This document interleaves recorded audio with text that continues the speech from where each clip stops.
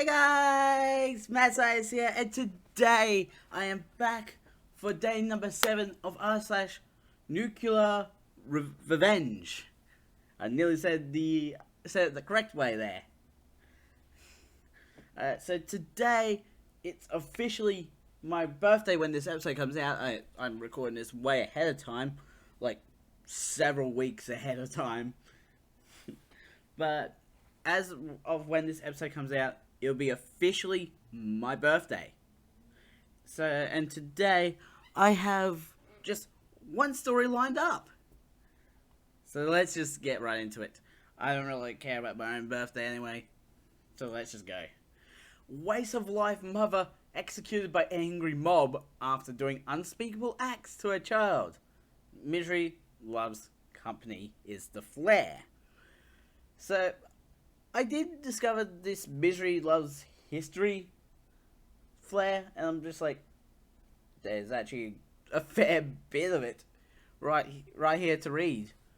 But I decided I'm not going to cover them, but I figured I'll do one for today, considering it's my birthday of when this episode comes out. Got removed from entitled parents, and people said I should post it here, so here we go.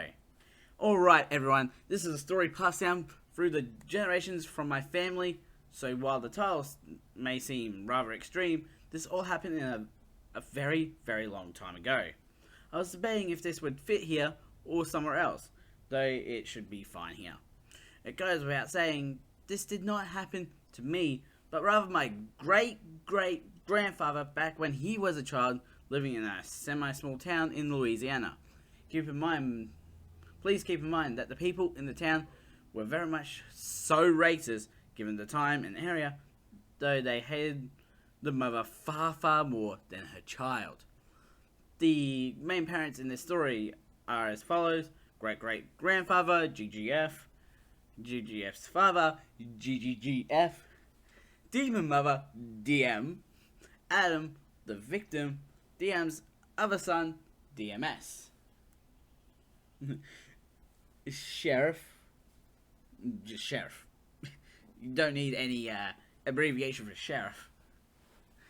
TLDR at the bottom, be warned, I am not going to spare any of the graphic details. I'll be telling the story exactly as I have heard it. Keep in mind, this is all word of mouth.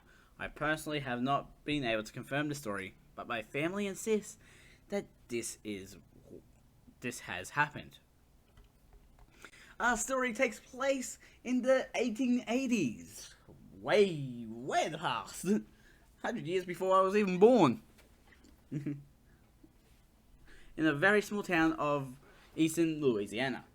GGF and his family had moved from their native country of Spain to the Americas to flee into family conflict and had decided to settle with some other relatives. Within this small town, there was just a few families that had established themselves there, one of which having been DM and her 2 children. DM, at one point in her life, had been a member of an extremely nominal family in New Orleans, the woman actually being related to another famous murderer from the city, though distantly. From what GFS... Wait, do you mean GGS? GGF's family had been told, DM was a smart, though arrogant woman that had possessed an immeasurable amount of wealth, though lost it after her family disowned her for conceiving a child through adultery in her marriage. She had been married to a prominent doctor in the city, of which they had one child, DMS, though when another child had been born, the husband had immediately called out adultery. DM's youngest son, Adam, had been born with caramel-coloured skin and brown eyes, whereas both of his parents had eggshell white skin and blue eyes. After intense questioning, DM had confessed to having an affair with a local farmer, a man that had once been a slave, but freed after the Civil War. Her family immediately disowned her, her fortune stripped, and DM was about to be tossed out on the streets, but her mother had given her just enough money behind the family's back to allow DM to survive far away from the city, dead to the rest of her family except her uncle, the sheriff, and her mother. DM had taken her sons with her, and from GGF's first look, it was extremely clear how horrible Adam had been treated. Adam and GGF had gone to the same school, a small schoolhouse that also functioned as the church. DMS, and on one day, with DMS, and on one day, one GGF knows DMS repeatedly smacking Adam on the back of the head, punching him in the gut, tripping him in the mud while away from the teacher's eyes. When GGF asked Adam about the abuse, he had simply gotten the answer, because I'm a Enner.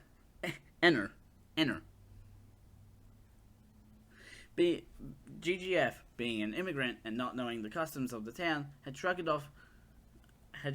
it off and returned to playing. Months passed and the abuse continued.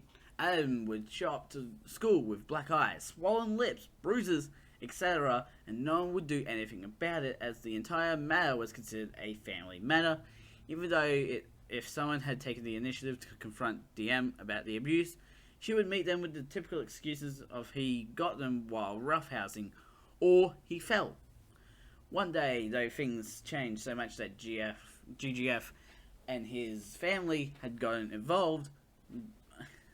Though GGF and Adam weren't good friends, they were the only two boys of age 6 at the time, so it was often that they would end up playing after school or during lunch. DMS did not like this one bit. DMS had come up to the two boys one day, and this is roughly the conversation that had taken place. DMS: well, I didn't know we had a lover here. What's your name, lover? I don't know what that means, but I'm GGF. You must be Adam's older brother, right? DMS, leave us alone. We are trying to eat lunch.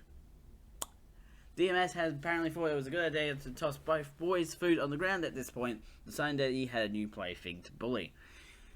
Ngers and lovers, like you two, don't deserve to eat on tables. Go eat your food out of the dirt. It's important to note that DMS was around 12 at the time, double the age of the boys, so fighting back wasn't an option. And even if it was, it would give Adam hell at home. While GGF started to cry over his food, Adam had already got on the floor, attempted to pick up his sandwich before DMS stomped on it. But rather than stomp on the sandwich, DMS had decided that it would be far more brutal to punch Adam in the back of the head while he was on his knees. After punching Adam, DMS punched GGF in the stomach before wandering off. Apparently, the fact that DMS punched GGF in the gut was enough to piss off GGF, as the next day GGF paid DM a visit to sort things out.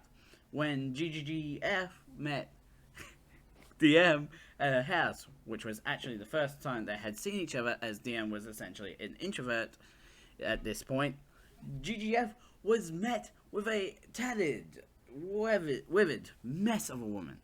DM had only been around 27 or 28 at this time, but it was extremely easy to pass her off for being in her late 30s. Her hair was a ragged blonde mess, knotted and matted as no one would expect. Her face wore a permanent, withered skull of someone who had fallen from their absolute apex, doomed to fade out of their own existence like a withering weed.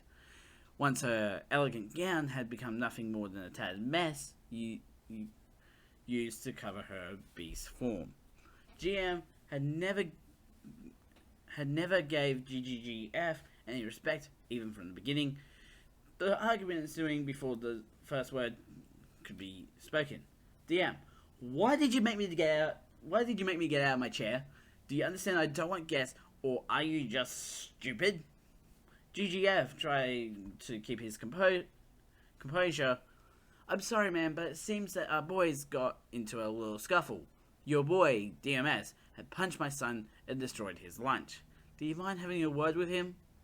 DM: I won't be scolding my son for beating up trash like your brat.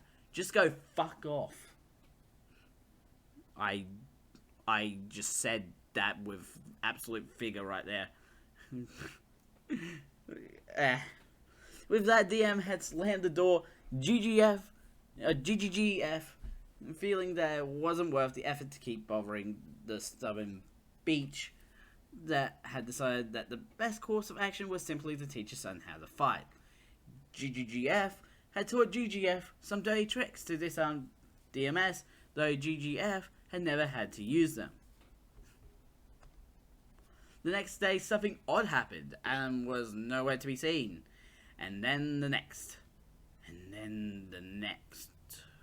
When the teacher had asked DMS where Adam was, DMS had said that he was very sick, though it was when she asked what his symptoms were, DMS kept contradicting himself. One more day passed before it happened. One of the stray dogs in the neighborhood had ended up with something peculiar in his greedy maw, and after one of the townsfolk pried it from the dog's maw, it was clear that it was a human rib, one small enough to be a child's. Dots were connected immediately, though due to the sheriff being DM's uncle, the sheriff had decided that he would check on things himself. After a few hours, the sheriff reported to the townsfolk that Adam had just been buried the day prior after dying of some unknown disease, the dog having dug up the child's rib somehow. No one bought it, even though no one spoke of fear or of any recoil in an acquisition might have. GF, however, decided GGGF, however, decided that he was going to take things into his own hands. He and 3 other men in the town had broken into DM's house that night while her and her son were at the sheriff's office to discuss why she did not report the death right away, and what they found was absolutely terrifying. Warning, if you are easily grossed out, skip ahead. I'm not skipping ahead, I love my blood. What they found was, in fact, Adam. There was Adam in several pieces, so jeez. In the basement of the house was where he was killed, the boy having been bisected at the waist, flayed, and dismembered beyond the point of recognition, minus his caramel skin, which had been sitting on a table in piles. Ooh, skinned as well, damn. His ribs had been plucked from his body, his organs nowhere to be found, except a lump of entrails scattered across the room. His body had been absolutely defiled, and the assumption of his death was far from pleasant. 2 of the men stormed back to the town to spread the news as GGGF returned to his family to tell his son that he would never see Adam again. Justice was swift and brutal. Just about every person in town stormed the sheriff's office, and just about every person demanded justice. The sheriff insisted that his niece would be given a fair trial, while DM had broken down crying, 100 eyes sending relenting anger into her very soul as they outraged over the merciless crime she committed. In the middle of the chaos, DMS spoke up in a foolish attempt to protect his mother, saying that the only way that they would get their lives back was if the kid was dead, and that he ruined their lives. This foolish plea fell on deaf ears, only managing to fuel the rage of the mob as they stormed the room and grabbed all 3 of those inside. DMS and the sheriff were given no mercy, the crowd grabbing all 3 and beating all 3 mercilessly. DMS losing his life somewhere in the chaos. The remaining 2 were dragged to the top of the largest building and thrown off. Though, given it was only 2 floors, the crowd had continued to beat, and eventually started to until the life left them. And that was it. The 3 were burnt in unmarked graves somewhere in the woods, while Adam's remains were buried in the local cemetery. All 4 lives were destroyed over the greed of 2 people, both trying to recapture the life they once knew through the most extreme method possible, while one man who could have avoided his death protected his family in a futile last resort. TLDR, horrible mother abused her half-black son, ended up killing her son in order to return to a higher standard of living, Her son who had had a part in the murder, and her uncle who had protected her, all died at the hands of an angry mob. Like I said at the beginning, this happened a very, very long time ago, and everyone in the story are now deceased. I never got to meet my GGF, obviously, but this story had been the collected accounts of the most tragic event that was witnessed by my family and the others in this town. If anyone manages to find any information about the story, please let me know, as I have been unable to validate the story myself. And I want to believe that my family did not make up the story as some sort of folklore. Thanks for reading, guys. So some of you guys have been asking about the dialogue. The person who had told this to me was my grandfather, and my grandfather, being a very crass man, likes to throw in explicatives to make things interesting. That, along with the dialogue being paraphrased from dialogue that happened well over 100 years ago, is bound to create some inconsistencies. My apologies. Holy shit! Okay, not what I expected to find. Why wasn't this given the NSF, the NSFW tag? Meanwhile, another story that I found, what did get it, and it's just like a really short story. Oh, I cannot believe that had to happen in the past. Man, we're finding stories from all walks of life. Anyways, I'm going to end this episode here.